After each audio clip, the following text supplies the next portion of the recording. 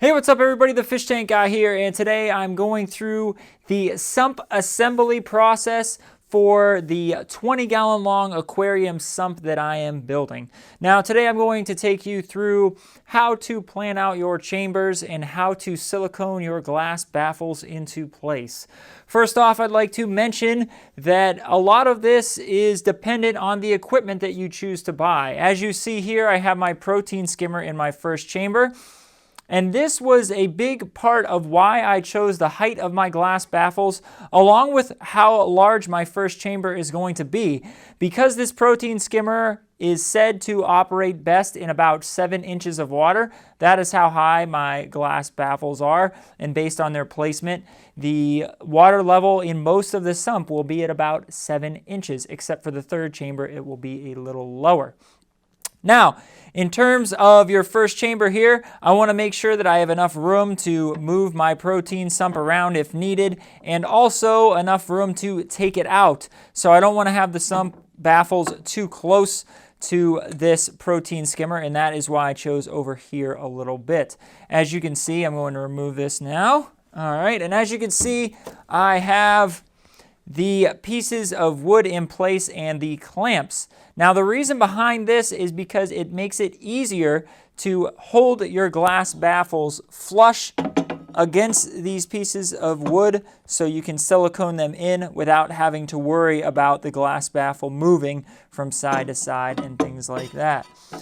Now, in terms of the planning here, I basically figured out how large I wanted the first chamber to be, and then measured from the sides of the tank and found a good number. Now for me, it was a little over 9 inches. So what I would do is I would measure from the edge of the tank to my designated, width, whatever you want to call it, a little over 9 inches. And I'd put a mark here, and then I'd put a mark a little higher up. And that way I will make sure that my glass baffle is being installed straight. You don't necessarily want it to you don't want it to be like this or like this. You want it to kind of be straight up and down so the water evenly flows over it and under it, depending on what type of baffle you have installed.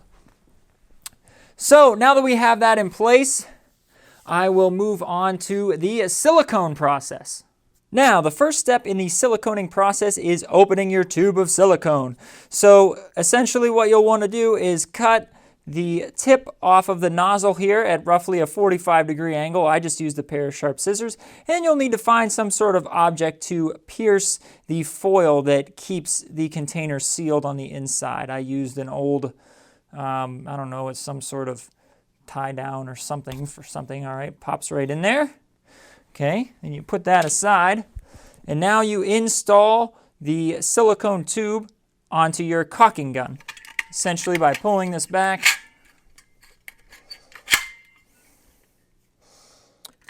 placing it in there, and pulling it in place, and then you give it a couple squeezes to tighten it, and then you are ready to go. Now you'll notice that there is some masking tape on the inside of the aquarium. That is serving the same purpose as the masking tape on the glass baffles. That is just for a cleaner install. If any silicone smears over to the side or gets a little too far away from where I'm working, I'll be able to pull away that masking tape and there won't be any extra silicone on that glass on the side.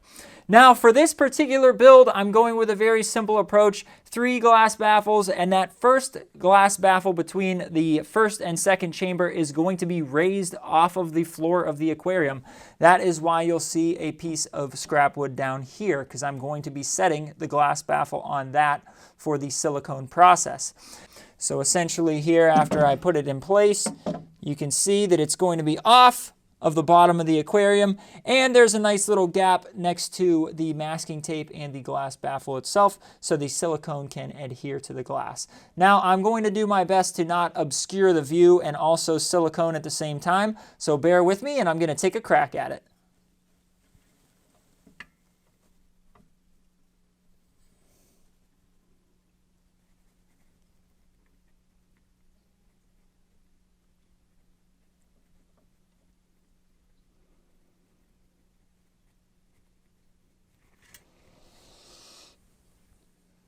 Okay, so once you have a nice solid bead in place, I recommend just getting some saliva on your index finger and running it along that bead of silicone from bottom to top or top to bottom, whatever works with you, and smoothing it out.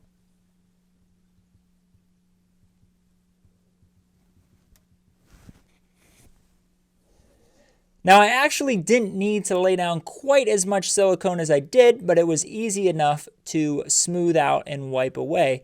It's better to have more silicone than not enough, because not enough can mean that you don't have full coverage and you might have some leaks. Okay, so as you can see, I have both beads of silicone run on both sides of the glass baffle. Now, essentially, I'm just going to let it sit there for a while until it cures a bit so it is stable enough for me to remove the pieces of wood that I have holding it in place. Now, for a baffle like this, it's easy to access. I will actually run a bead of silicone on the other side of the baffle as well, just to make sure I have a very good seal. But I've learned that if you are going to have something in your sump, such as a bubble trap like I'm going to have in this one, as long as you get a really good seal, you only need to use your silicone on one side of the glass baffle. That way you don't have to try to manipulate your caulking gun between two pieces of glass that are pretty close together. So what I'm going to do is I'm simply going to let this cure a bit, and then I will remove it and go ahead and silicone the other side. I'm not going to show you guys all of that because it's basically just repetitive. I will take you through afterwards and show you where I will be installing the final two glass baffles, and then I will be showing you the final product to wrap it all up. So as you can see, I've removed the side supports from the first glass baffle, although I have kept the block of wood underneath it until it cures completely, because I don't want it to sink down at all if I were to remove that and it's not fully cured. Now, down below here, you'll see the second glass baffle that's going to be placed on the bottom of the aquarium, forcing the water from the first chamber underneath the first glass baffle and then through this second chamber up and over. And then there will be one final baffle located maybe roughly here, an inch and a half closer to the camera. That also is going to be off of the bottom of the aquarium, forcing the water over and then down into the final chamber here where the return pump is going to be. Now I'm going to finish siliconing this second glass baffle and the first one and the third one off camera, but I will show you guys the final product in a couple of seconds here, thanks to video camera magic. Okay, so here we have our completed sump. Our next step is to do some testing to make sure we have good seals on all of our baffles. And then we will talk about the equipment that you'll have in your sump and getting it integrated into your system. So once again, I'm the Fish Tank Guy. Thank you so much for checking out my channel. I hope this video was helpful for you guys. And that's all I've got for now. So until a future Fish Tank Guy video, I will see you guys soon.